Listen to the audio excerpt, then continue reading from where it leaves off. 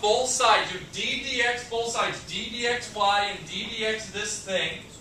Or y prime is equal to what? Negative x to the negative fifth plus x to the negative fourth. Yeah, remember to subtract 1. Minus 4 minus 1 is minus 5, yes? Okay, what's this next one? Negative, no, sorry, it's x to the negative fourth. Yes? And then negative x to the negative third. Okay. And then negative x to... Plus? Oh, sorry, wait. Negative x. Positive x. Positive x to the negative second. Okay. And then plus? 0. 0. Great. So you can either write it like this, which is correct, or what did all these negative exponents mean? Means what? 1 over x Yeah. to the fifth. Negative 1 over x to the fifth plus 1 over x to the 4 minus 1 over x cubed plus 1 over x squared. Okay? Using our exponent rules. Overall, what type of problem is this? It's a quotient rule. So before you do the quotient rule, what do you got to do? You got to do the quotient rule. Right? Set up your boxes. Set up your quotient rule. What do you do first? What is the quotient rule? It's the quotient. It is the quotient rule, yes. Quotient rule, y prime, or d dx of y, d dx of this function. Y prime equals the derivative of this, but don't do it yet, times this, minus the first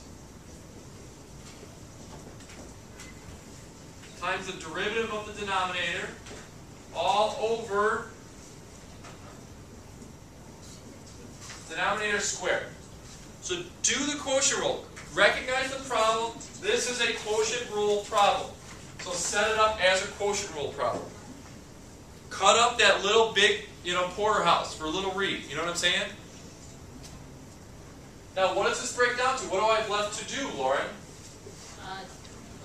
Take the derivative. Of just this. I only have this to do and this to do, and you're done. Does that make sense, you guys? Break it up into the easier to eat pieces.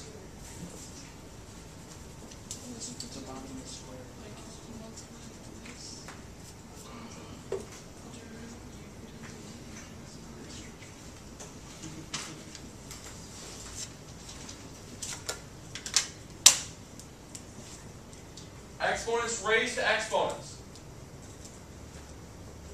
What do? Multiply them. Multiply. Exponents raised to exponents, you multiply. Okay?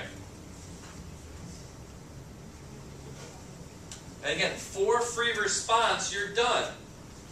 Because you can plug in any x value you want, and that'll give you the rate of change of this function. So you don't. On free response, no.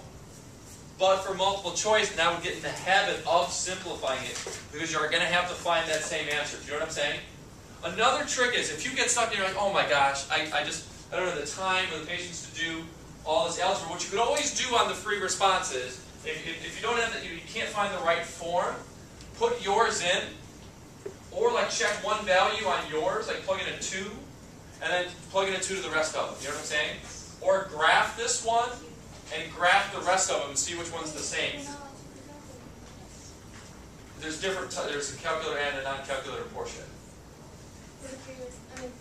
Multiple choice and the free response. Yeah, there's calculator on and non-calculator portions for both sections. Okay? So just some different things. Either plug in a number if you can't find your form. If you're like, I just can't simplify this for any reason.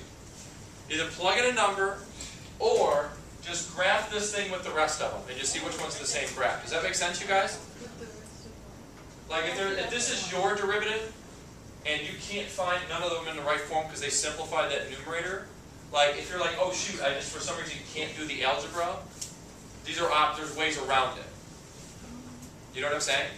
Like if you just graph this, because you can graph this, and then you graph each other answer and just see which one's the same graph. That'll be the same function. You know what I'm saying? For multiple choice. For multiple choice, exactly. For free response, you're done. You know what I'm saying?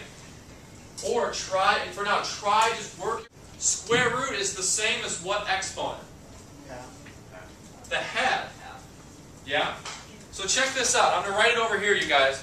If you have y equals x to the 1/2,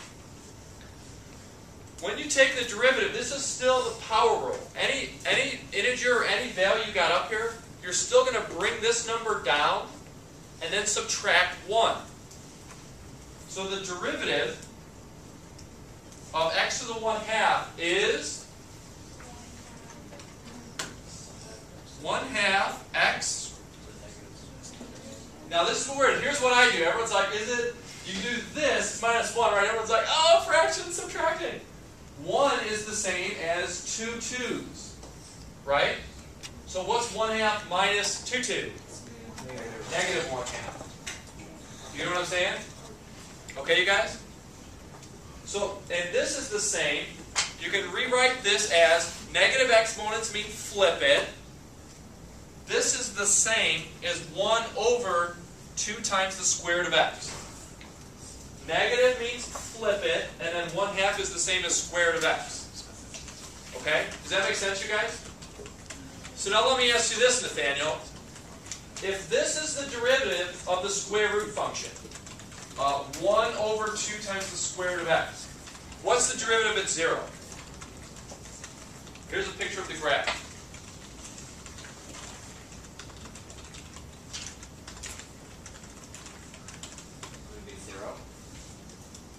So we got an answer on the table. What do you guys think? This, at the point 0, 0, so this function, when you plug it, I'll write it as normal, square root of x. For this function, you do have the point 0, 0 right there. And I want to know what the rate of change is for this function at 0. The first answer is 0. Any other answers? It's undefined Why is it undefined? because you can rewrite the negative exponent and you have an x in the denominator. Exactly. So like that's why I wrote it like this. Oh, I couldn't see that. Oh, sorry. So this one, you can see if you plug in an x equals 0 into here, you've got your 0 in the denominator. So what you have you have that vertical tangent at 0. But every other value is fine. You know what I'm saying? And don't forget, you guys, even though this one's fine, in some cases you would be able to plug an x value into the function for the derivative, but you have to make sure that it's defined on the domain. You know what I'm saying? Like since this only has x values equal to or greater than 0, then you can't. It doesn't make sense to plug in an x value of -1 into a derivative function. Does that make sense? You can only check rates of change for the function, like where it exists on the original function. Otherwise, you're just plugging it into a cookie town. You know what I'm saying? All right, try this one now. Try 18. Do the quotient rule before you do the quotient rule. Set it up. Square root of x minus 1, square root of x plus 1.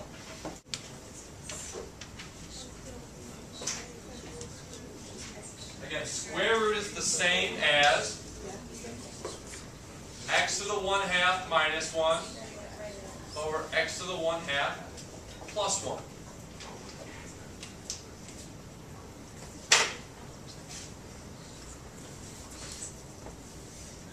Talk about it in your groups. Work your way through it.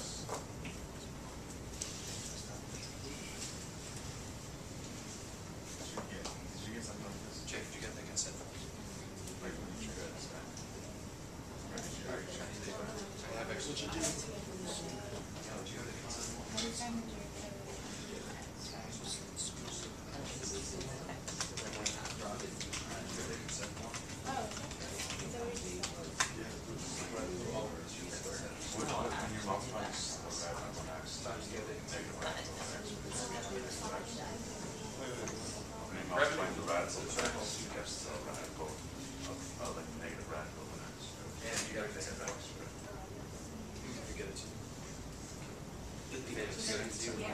Way through the algebra, the more practice you get at it, just